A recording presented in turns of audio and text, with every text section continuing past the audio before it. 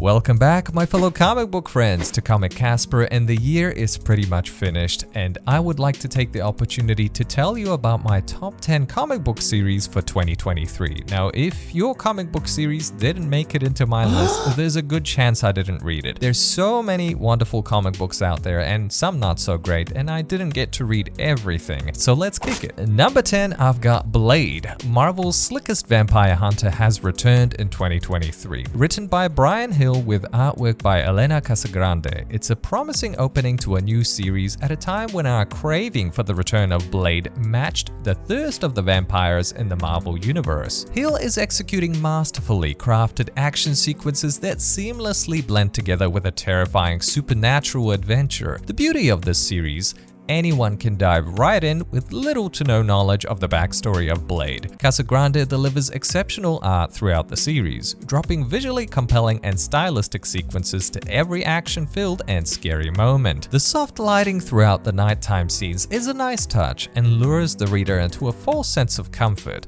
My only concern about this title is the pacing. Are we moving too fast, or does Hill have something epic planned moving forward, leaving us thirsty for more? The Incredible Hulk, restarted in 2023, written by Philip Kennedy Johnson and art by Nick Klein, following on from Donny Cates' run, which unfortunately didn't get the finish he desired due to his car accident. But nevertheless, Johnson steps up the horrors with a fun and fleshy beginning to our beloved Green Giant, succeeding in setting up an exciting new chapter in the Hulk's journey. There is brilliant art throughout the series. The tone and mood of the story continues the body horror that was well depicted within the pages of The Immortal Hulk by Al Ewing. I only got to feast my eyes on the first few issues, but I'm already hooked at diving into the mind of Bruce Banner, who is currently struggling to find inner peace whilst feeling the ramifications of the preceding arc. This will prove to be one terrifying series that promises to be gruesome, and Johnson seamlessly weaves in elements from Cates' and Ewing's run, whilst sprinkling his own flavor throughout the pages of The Incredible Hulk. This is a great jumping on point for new and hardcore Hulk fans alike. Miles Morales' SpiderMan. This new volume kicks off with the most extraordinary artwork brought about by Federico Vicentini and the fun writing of Cody Ziegler. This first arc hits you like an electric shock, with visuals so stunning and reminded me when I first witnessed the pages of Daredevil drawn by Marco Cecchino. This feels like a very personal story, and I personally love the tone and the style of the art. This coloring is so vibrant, and the detail is simply unreal. The action is thrilling, the characters look unique and animated. The series strikes a nice balance between suspense and playfulness. We witness Miles take on some hard-hitting villains, and a brand new villain with a wicked design who is a fantastic addition into the world of Miles Morales. The humility that Miles brings to this series is a breath of fresh air, as he continues to balance his personal life whilst trying to keep his loved ones safe. Doctor Strange. Stephen Strange is back in the latest volume of Doctor Strange, with Jed MacKay pulling all the strings and Pascal Ferry providing the visuals. Now, I gotta be honest, whilst I may not be the biggest fan of the artistic choice, I am a big fan of MacKay's storytelling filled with intrigue, humor, and all things strange. The energy and exuberance of this comic title is an absolute delight. Doctor Strange feels as important as ever in these pages, and it feels like MacKay is flexing his additional string in his bow as he continues to prove what it takes to tell a compelling and meaningful story of another A-lister in the Marvel Universe. Whilst this may be a good jumping on point for newcomers, make no mistake, MacKay has done his research and he throws an arsenal of references to past storylines at the viewers, and I simply could not keep up. Just shows how thin my understanding of the Strange saga is. This is a fun ride and only gets better with each issue. Damn Them All, published by Boom Studios, written by Simon Spurrier with art by Charlie Adlard.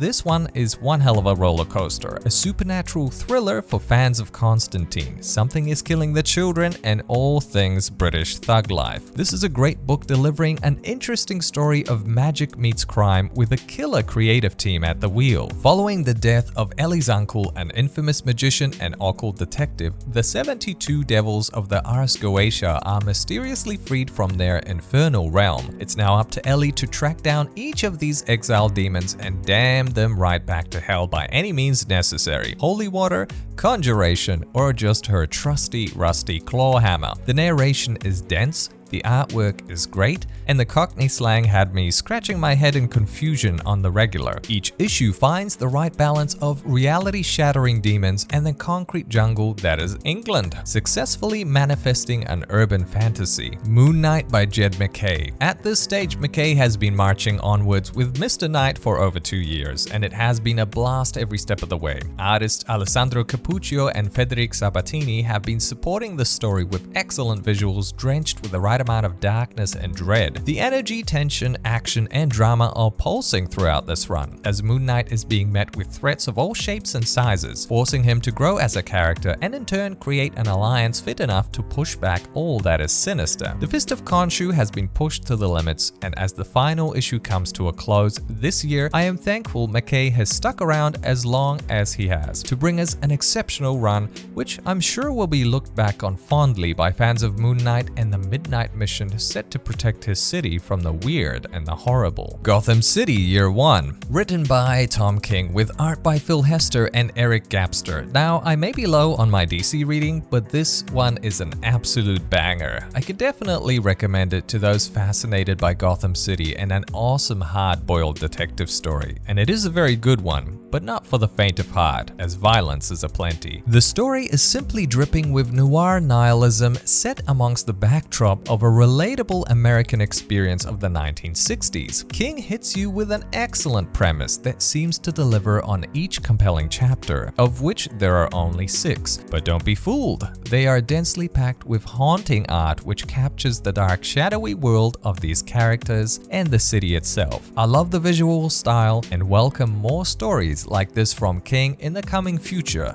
Bring It On. Newburn, published by Image Comics, written by Chip Zdarsky with art by Jacob Phillips. Oh man, I love this comic so much. A story of a private detective without loyalties, investigating conflicts between rival crime factions while collecting enemies along the way. A brilliant premise that is executed exceptionally. Zdarsky just simply understands how to write a gritty noir book with a highly original storyline and complex characters. The level of finesse and attention to detail applied to each chapter is superb. It's prevalent Zdarsky excelled at telling a captivating story within the pages of Daredevil that is submerged in the criminal underworld and couldn't satiate his hunger for criminal storytelling and thus gave birth to Newburn. The stakes are high, the twists are gut-wrenching, and the sparse but impactful action sequences are satisfying. This comic series unravels at a great pace and continues to enrich the dangerous world of Newburn,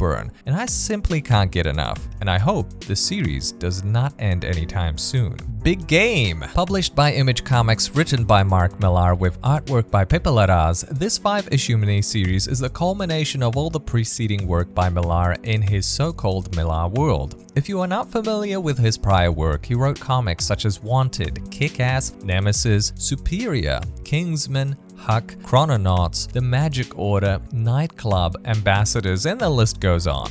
Majority of these franchises come together in one massive event. Now, if you are wondering how accessible this is for newcomers, I would recommend reading Wanted and Nemesis Reloaded in that order specifically, as it is a lead up to this story. Additionally, Kick-Ass would be a good read as there is a major lead character from this franchise, whilst the rest of the titles may enrich your appreciation of the story and are enjoyable in their own right. You can get away without reading them. Pepe Larraz's stellar art is an absolute winner here. It finds the right balance of detail blended with a soft coloring palette, giving it this prestige and gentle look, making it an absolute delight to scan through the issues. The series is explosive, gut-wrenching, edge-of-your-seat excitement through and through, and despite me having only read 4 out of the 5 issues due to having to wait for the mailman, what I have read to date has been an absolute delight, and I can just feel it in my bones. The finale will be grand and offer one hell of a payoff. Now please, hurry up Mr. or Mrs. Mail Person. And number 1, I had to give it to World Tree. Another Image title written by James Tynan IV and Fernando Blanco with art by Jordi Belair. I didn't think a horror title would make it to my top spot, as I'm not the biggest fan of the genre, but from the get-go it was so compelling. I simply couldn't ignore how gritty and unsettling it was while portraying the digital world in a disturbing manner. Tynan and Blanco set off with a smart and tense first arc, encompassing 5 issues. The best way I could describe his title is if you blend The Matrix, Terminator, and It all into one sweat-inducing package. Whilst it is difficult to execute horror in a comic book without the sounds to add to the tension or jump scares, what we do have here is a well-composed story with perfectly executed tones that deliver on the twists and turns with each issue. World Tree tackles the increasing intrusion of artificial intelligence in our desensitizing addiction to violent entertainment. It is visually arresting and thought-provoking. But beware, because of its nature, it may not appeal to the wider audience. But if you are brave to pick it up, you may find it to be an extremely engaging and fascinating horror comic book. There you have it, my fellow comic book friends. That's my top 10 comic book series of 2023. And as always, I want to hear from you. Let me know in the comments below what made it to your top 10 list for this year. What do you think was the best comic book series that you got to experience in 2023? Thank you so much for taking the time to watch this video. If you enjoyed it, hit it with a like. If you hated it, hit it with a dislike, and I will catch you soon.